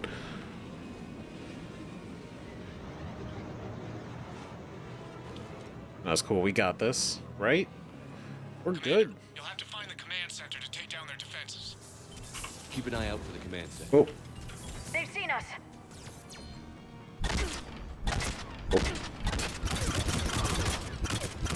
Oh shit. There we go. Okay. God, you're over here too? Wow. Rat. Done. Oh. Okay. Ooh. Okay, y'all are fragile. A lot more fragile than I expected. Right? Ooh. The double. Okay. Alright. So what if... Where's the other guy? Whoa. No, no, no, no, no. Embarrassing. Shit. I didn't see him. No. Not this early. Shit. God damn it. Oh, embarrassing. Look, I know. You don't have to say it. I feel it. I hear it. What the fuck was that? Why did... I missed him again. Oh god, here he comes. Okay, I know you're coming around.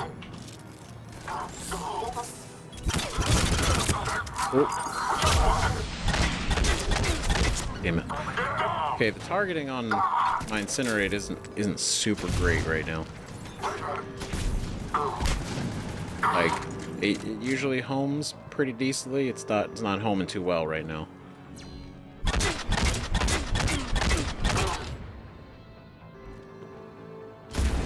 Oh, that scares. Okay. Oh. Sucker. Oh. Damn it. Ooh, nice. Okay, cool. No, good shit. Hell yeah. Alright, let's go. Or at least, like, reposition a little bit.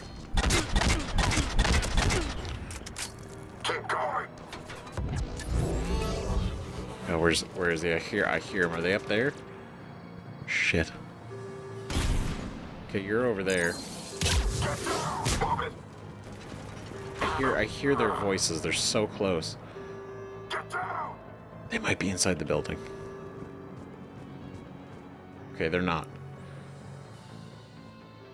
Ooh, spare parts. Nice. We'll take them. Okay, gotta run over here. Is there anything we can steal off of this? No? Okay. Okay, they're over there. Wow. Sorry, I just like... Man, I haven't seen Noveria in a long time. I do want to make sure that we do, like, a thorough look through, though, because...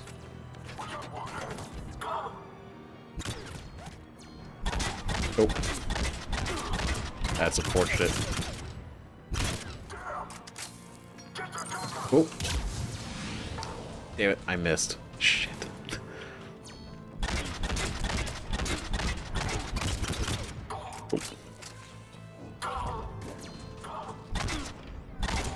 Come on, Tim. What is this? It's embarrassing. good, Shepard. Let's find that control center. Okay, so we do want to go that way. So then what I'm going to do is not do that right away. So there could be secrets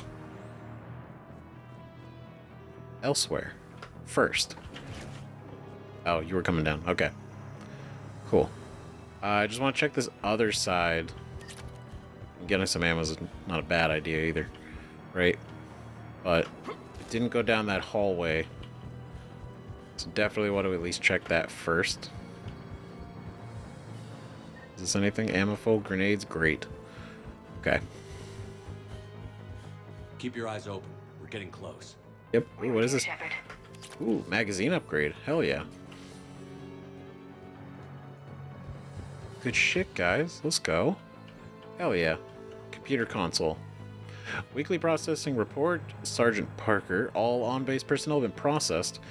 Integration protocols updated successfully. Integration protocols. What does that mean? More ammo? More ammo. Okay. I think we're okay. Spare parts. Good shit. Anything here? No. Data pads. Salvage. Great. Is there anything else? No, no, no. Med station. Okay, gonna go ahead and not go in there yet. Just want to check out all this stuff. Okay, nothing. What do we got here?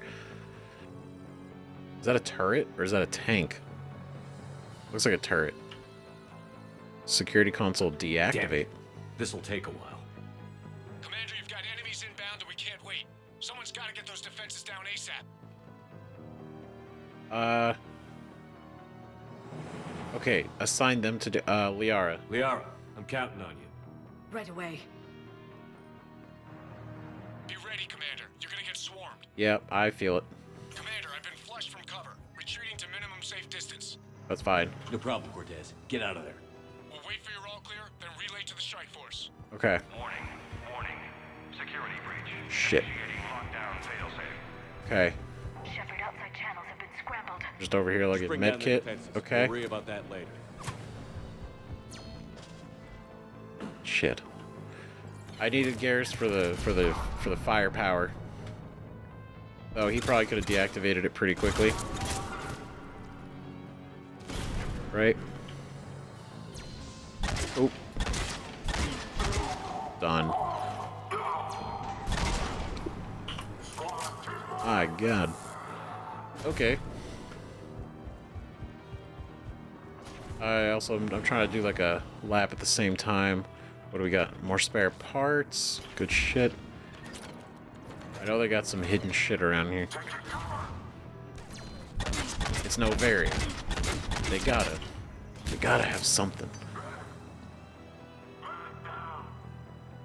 I mean, we've been finding stuff, so I mean, in general, it's already going well.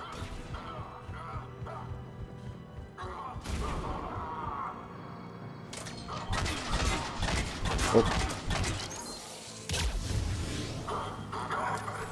Nope. Oh shit.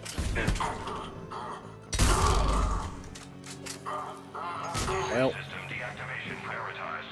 Awaiting shutdown command. Great. Shepard, the shutdown command must be synchronized. Okay. Oh, perfect. Defense system deactivated. General Order 7/7 triggered. Establish contingency defenses. Shepard, I'm tracking a large-scale deployment to the landing pad. And that's where we need to go. Okay. Oh shit. Okay. Boom.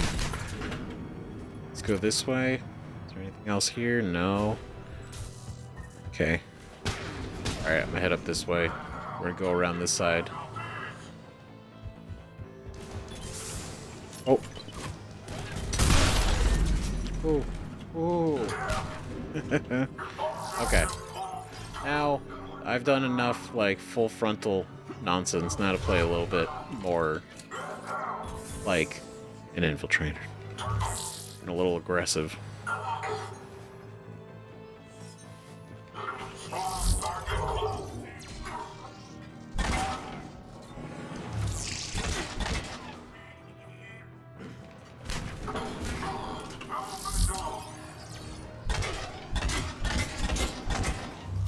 Ooh. Oh. Oh, shit. God damn it.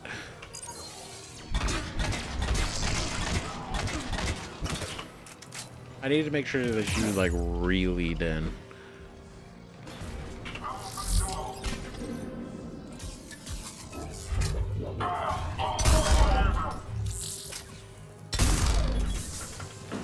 Ooh. Okay, no, we're good, we're good. Done. Cortez, I read you. Come in. There you are, Commander. Had to get through the interference. Area clear. Signaling the strike force. Wait. Scan's picking up something coming your way. What does that mean? Proximity alert. Deploying armed response. Shepard, Oh, look out! Give it great. everything you've got. What are they gonna drop another? Fucking course they are. God. I'm not surprised. God damn.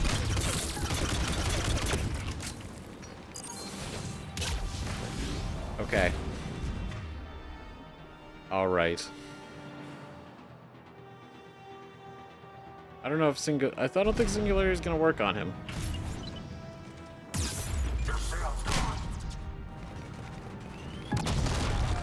Okay.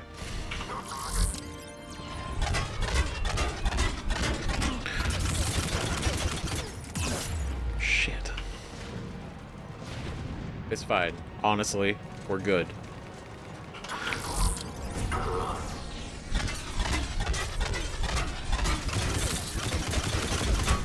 I think it's over, Shepard.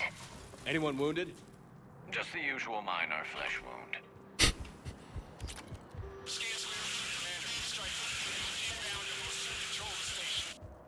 Copy that, Lieutenant. Coming in to pick you up. Great. Perfect. This was a major victory, Commander. A crippling blow to Cerberus operations in this sector. Now all we have to do is maintain control of the facility. Cerberus won't make that easy. And we won't make it easy on them. Thanks to you, we can use their own defenses against them. Tell your team they did good, Commander. You should be proud. Thank you, sir. That's all. Hack it out. No, that's hell yeah. We snatched that shit straight away from them. Oh, big money. 10,000? What is that? We're 124. I don't want to put all my money towards the Black Widow, but it's tempting. However, I do kind of want some of the armor too, and there's other weapons, right? But I mean, that basically does kind of guarantee us the best sniper rifle, right? So let's take a look at these because, oh, look at that. Oh my god, we're so close. But we still have so much to do. This is gonna be, we're gonna kick the shit out of the Reapers. Zoo's Hope colonists. The Asari Shiala was rescued by Commander Shepard from the Thorian on Zoo's Hope. Now she leads a militia of Zoo's Hope colonists, waging a surprisingly effective campaign against encroaching Reapers. Shiala suspects the group's prior connection to the Thorian gives their soldiers an uncanny ability to sense one another, allowing them to think and act as one in battle. The long-term consequences of this connection are unknown, but for now at least, its effects are helping the cause. I mean, that's a... yeah, long-term effects, we don't know, but it's useful, and they're using it to their advantage. And it's working. That's cool as shit. Alright, what do we got? Volus fabrication units. Volus companies are skilled at mass producing whatever manufactured goods are currently in demand. Factories use modular equipment to switch their production lines from arms to housing to the next big galactic buying trend. Recovered from a manufacturing compound, these fabrication units can stamp out custom plastics for the Crucible on an industrial scale. Fuck yeah. And we found that kind of randomly. That's great.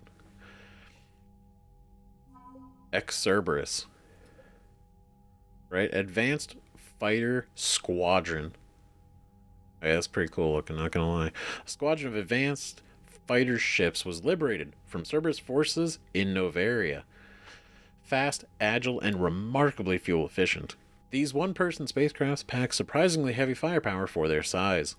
After the Alliance installed their own VI programs and swept for hidden bugs or transmission signals, they repainted the fighters and pressed them into service.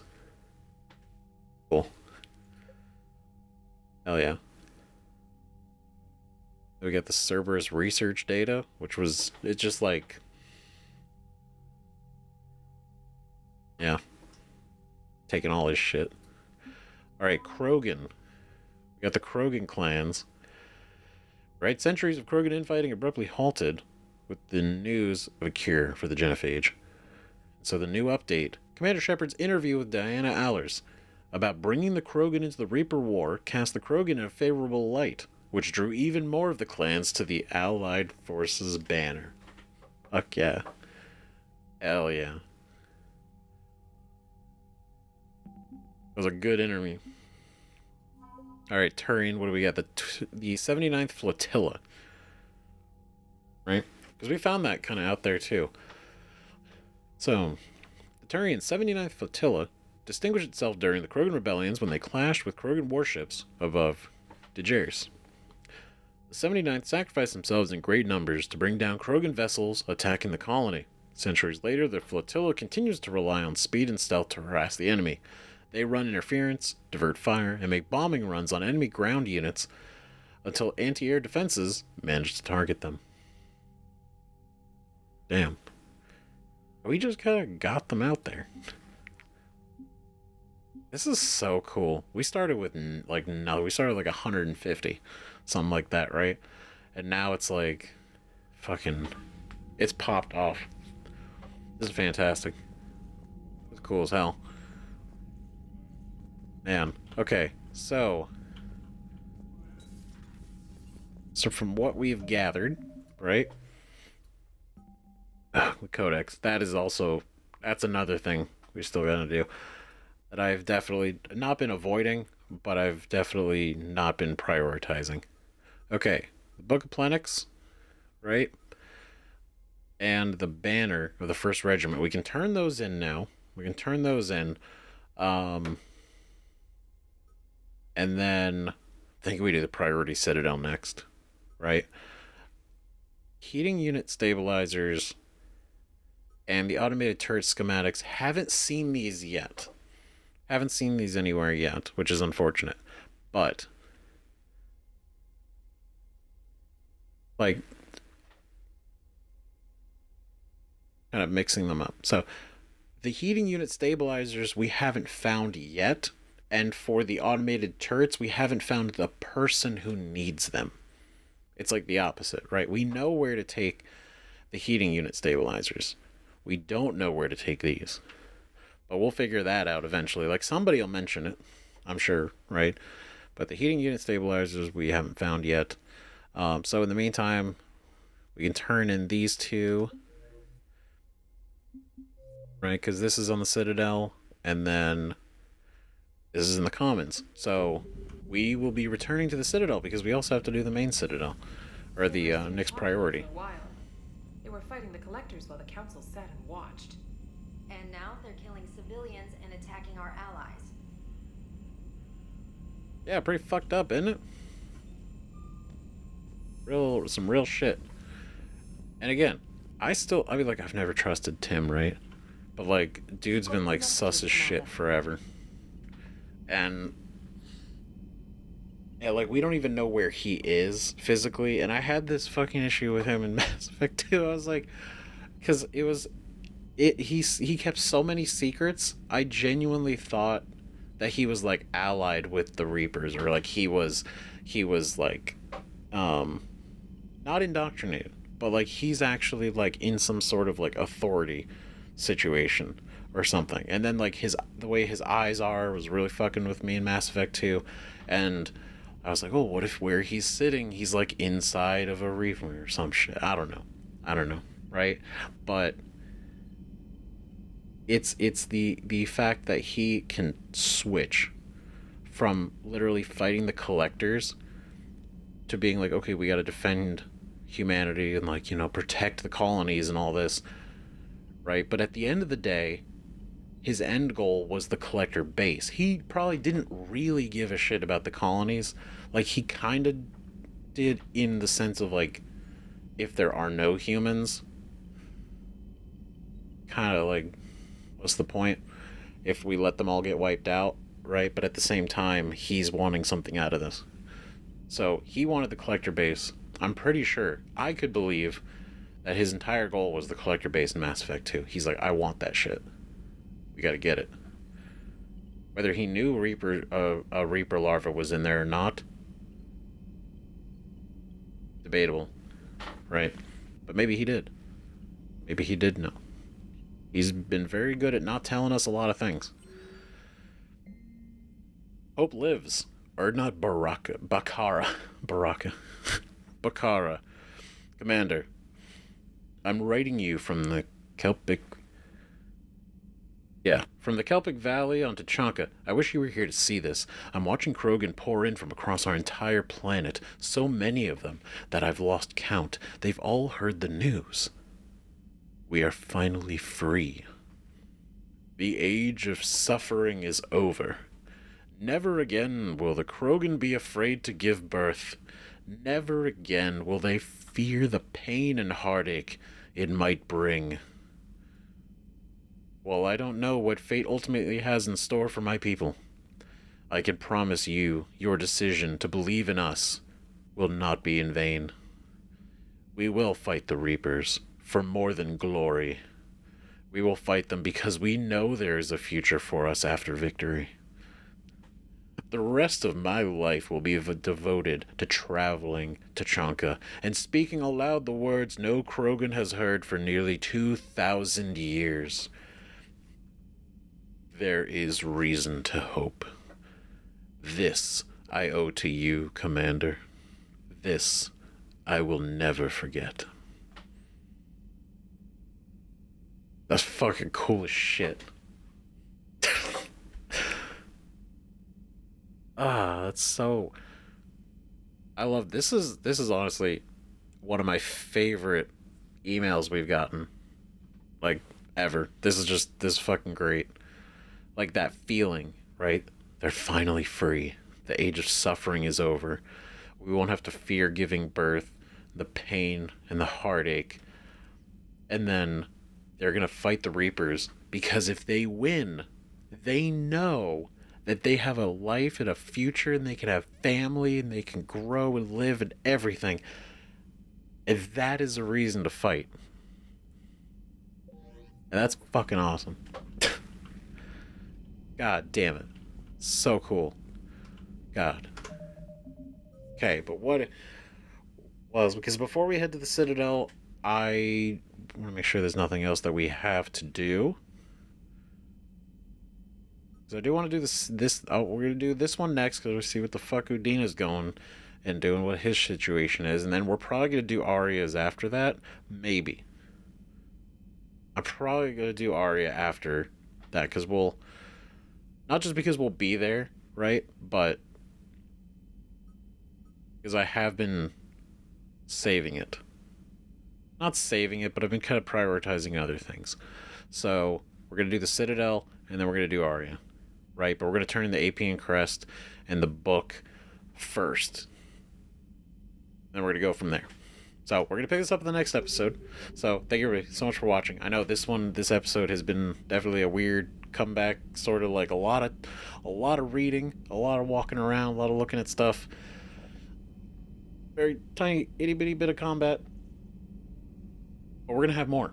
We're going to have more next episode, right? This was really kind of coming back, getting back in the kind of flow of everything. So it's great. And I can't wait for the next one. So I hope to see you guys there. thank you again for watching. Thank you again for holding out. Or Mass Effect 3. Next episode. Let me know what you guys think about all this in the comments. The situation, what we're going into, what we did go through, right? And just kind of everything else. This is it. This is our next jumping off point, right? Our next priority mission is already around the corner. So, again, see you guys in the next video. Bye-bye.